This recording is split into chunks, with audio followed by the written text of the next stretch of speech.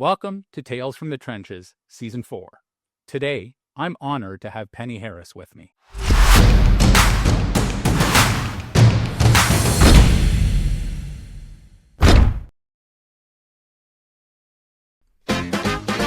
Here's a story of a fundraiser who was launching his very own web show. Each episode is very short due to edits, so it can really flow.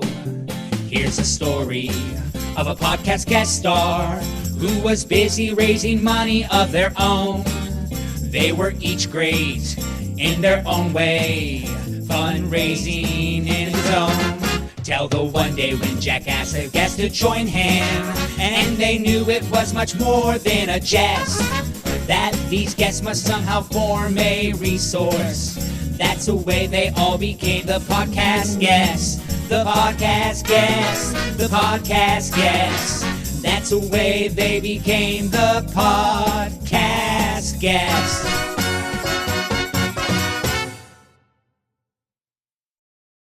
Penny Harris coaches nonprofit leaders, including fundraisers, to focus on the mission to renew donors and make them partners providing a community service.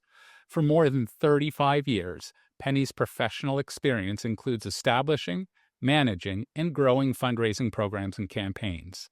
She's experienced in developing relationships with donors and has interviewed 1,000 donors throughout the U.S. Before becoming a professional fundraiser, Penny was a community volunteer leader with the League of Women Voters. For 10 years, she served at the local, state, and national level.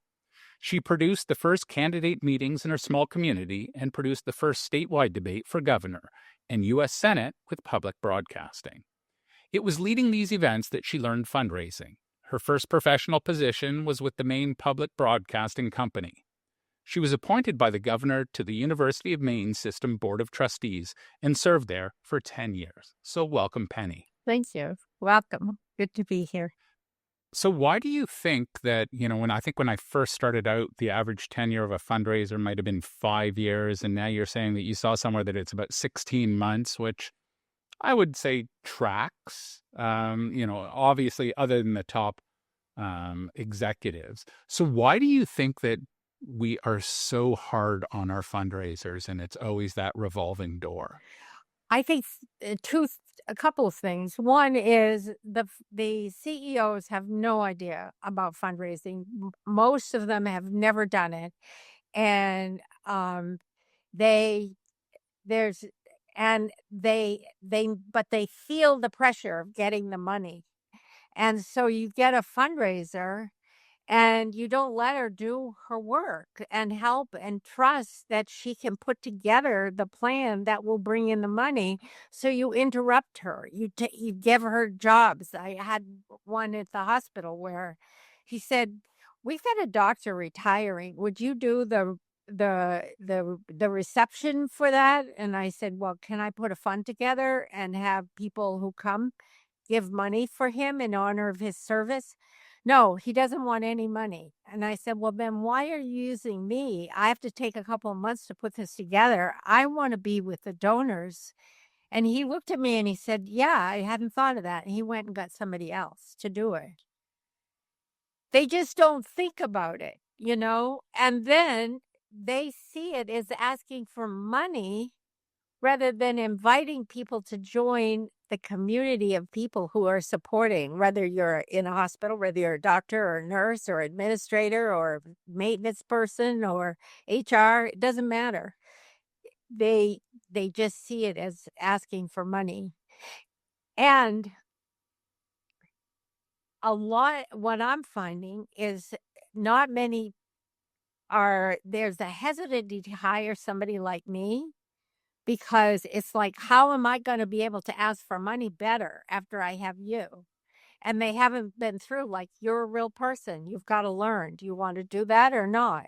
And I can help you do that. But there's a lot of resistance. I just go get that money. Yeah, I find that so many CEOs, fundraising, you're quite right, isn't part of their forte. that isn't what they went to school for. They're just kind of thrown into it because it's a necessary evil. Yeah, I had a Right? Like, hospital president, I will share with you, who said to me, "Oh, Penny, you just go out and beg for money. Make sure you make me look good." And then when the campaign ended and we had a meeting with him for with the consultants who had been in there, and he said, "Well, now that you guys are leaving, we don't really have anybody that knows anything about fundraising." I had raised all of the money, except they had done the structure. And the guys, when we got outside the room, he said, "What's that guy talking about? Doesn't he know what you did?" I said, "I guess not." wow. So, and Wow. that's a hospital president. So, Yeah, and, like, they have a lot of other trials and tribulations. I worked at a hospital, and in those days, we were raising about 25 million a year. wow. Um, but the hospital's budget was like 600 million, Mhm. right? So, like, it was such a small for us, 25 million is huge, Yeah, right? But in the right. grand scheme of things, we're a rounding error. Yep. Um, but yet we require a whole lot of time from those executives. Come with me, you'll meet this donor, you'll thank them.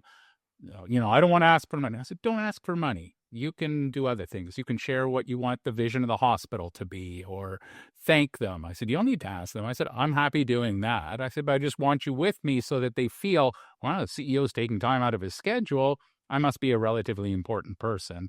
I it will build it up. But if you look in the grand scheme of things, we were honestly, I think they made more money in interest from some of the money that they had invested than what we raised. And we were bloody hard to raise that 20 or $25 million a Yeah. year, right? It wasn't easy to do. Well, and I think this is the thing fundraisers have to do.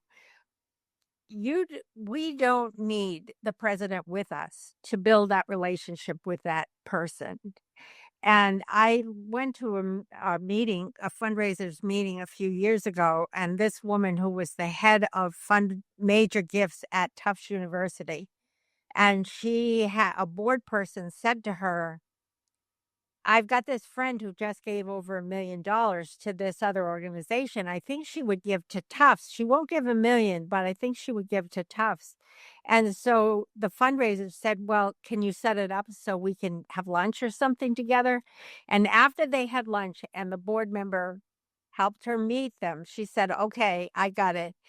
And so she went through all the process of getting to know him, taking her to meet whatever program she might want to study support. And in the end, the woman gave more than $1 million. And that was the fundraiser. So I think that's what we need. We are the executives of running. We run. Nobody can ask or will ask for renewals but the fundraiser, because anybody you got to step in to help, they're not going to renew. That's another part of why renewals don't happen. And people are they're interested in the mission. Oh yeah, we want to meet the hospital president, but you could have a Zoom meeting where the president was there for questions and, you know, half an hour meeting, and uh, only invite your key donors, and you've taken care of something. You know what I mean?